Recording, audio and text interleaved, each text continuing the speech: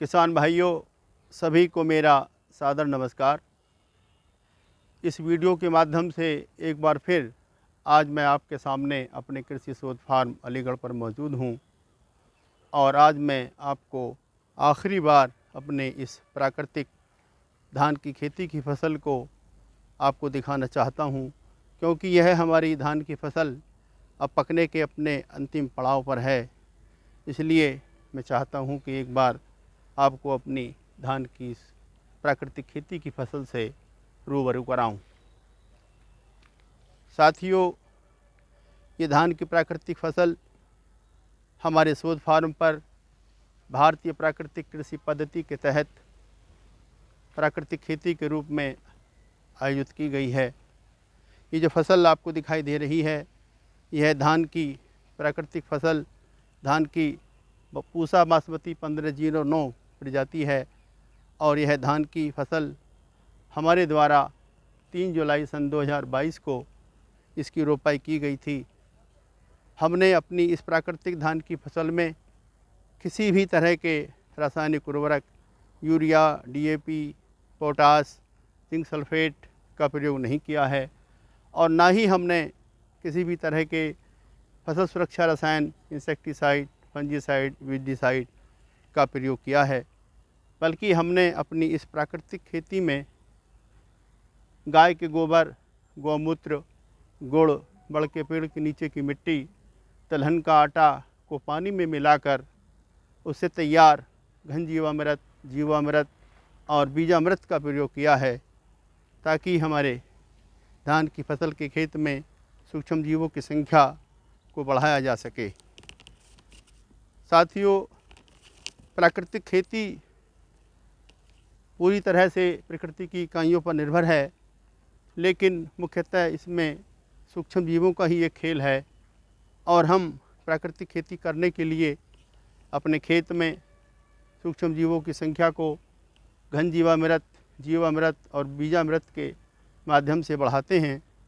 हमारे खेत में जब सूक्ष्म जीवों की संख्या बढ़ जाती है तो ये सूक्ष्म जीव हमारे खेत में पहले से मौजूद अपशिष्ट पदार्थों को खाकर ह्यूमस में परिवर्तित कर देते हैं और धीरे धीरे हमारे खेत में जीवांश कार्बन की मात्रा बढ़ जाती है।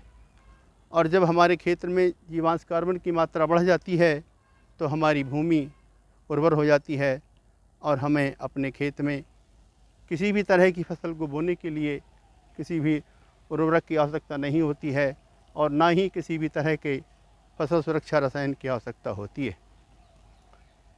साथियों, प्राकृतिक खेती के साथ साथ मैं आपको बताना चाहूँगा कि बगल में हमारे रसायन आधारित धान की फसल की प्रदर्शन भी लगाया गया है।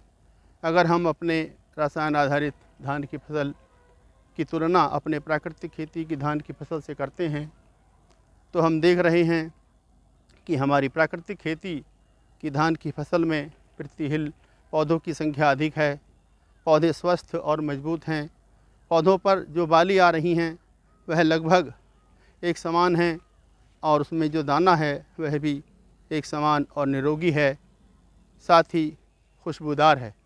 और उम्मीद है कि हमारी प्राकृतिक धान की फसल में रासायन आधारित धान की फसल से जो पैदावार होगी वह भी बेहतर और अच्छी गुणवत्ता वाली प्राप्त होगी। साथियों, मैं आपको प्राकृतिक खेती के बारे में बताना चाहता हूँ कि प्राकृतिक खेती का मतलब है प्रकृति की व्यवस्था के अनुसार, प्रकृति की व्यवस्था को बरकरार रखते हुए हम जो खेती करते हैं उसी को हम प्राकृतिक खेती कहते हैं। प्राकृतिक खेती पूरी तरह से प्रकृति की इकाइयों पर आधारित है। प्राकृतिक खेती करने से प्रकृति की किसी भी इकाई को नुकसान नहीं पहुंचता है, यानी कि हमारे जड़ जगत और जीव जगत की किसी भी इकाई को कोई नुकसान नहीं पहुंचता है। या हम यूँ कहें कि धरती से लेकर आसमान के बीच और धरती के नीचे प्रकृति ने, कुदरत ने जो भी नेमतें, जो भी इकाइयाँ हमें दे रखी हैं, जिसमें से हम कुछ को देख सकते हैं, कुछ को हम देख भी नहीं सकते, उन सब इकाइयों को प्राकृतिक खेती करने से कोई नुकसान नहीं पहुंचता है, बल्कि प्रकृति के वैभव में निखार आता है, यानी कि प्रकृति की खूबसूरती में इजाफा होता है। साथियों, ये प्राकृतिक खेती के बारे में हमारे बुज़ुर्ग कहा करते थे कि दाने दाने पर लिखा है खाने वाले का नाम। और हमारी कृषि संस्कृति का भी यही उद्देश्य है, सर्वे भवन्तु सुखिनी सर्वे सन्तु निरामया। यानी कि हमारी इस प्राकृतिक खेती करने से हमारी ये कहावत सच्ची सिद्ध साबित होती है। इसलिए मैं चाहता हूँ कि हम हमारे सभी किसान भाई प्राकृतिक खेती करने की तरफ ध्यान दें। मैं एक बार और आपको बतानी चाहता हूँ कि इस दुनिया के इस धरती पर हम आखिरी इंसान नहीं हैं। हमारे मरने के बाद हमारी औलादों को भी इसी धरती पर प्रकृति की इसी व्यवस्था में जीना है।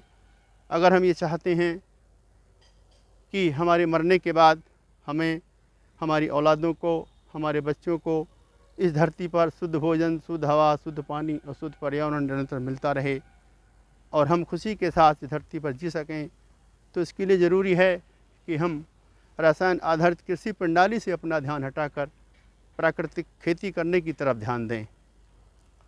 साथियों, मैं अपने किसान भाइयों से अनुरोध करना चाहता हूं कि आपके पास जो भी भूमि मौजूद है उसके कुछ न कुछ हिस्से में प्राकृतिक खेती अवश्य करें।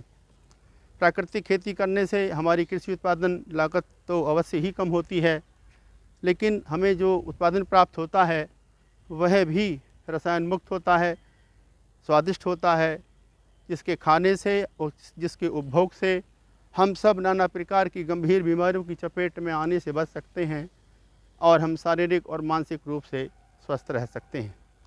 प्राकृतिक खेती करने से सिंचाई की भी कम आवश्यकता होती है, जिससे हमें भूगर्भ जल की बचत होती है।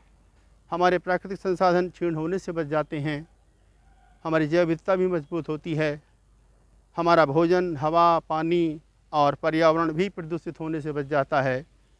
इसलिए एक बार पुनः मैं अपने किसान भाइयों से अनुरोध करता हूं कि अपनी रसायन आधारित कृषि प्रणाली से अपना ध्यान हटाकर प्राकृतिक खेती करने की तरफ ध्यान दें।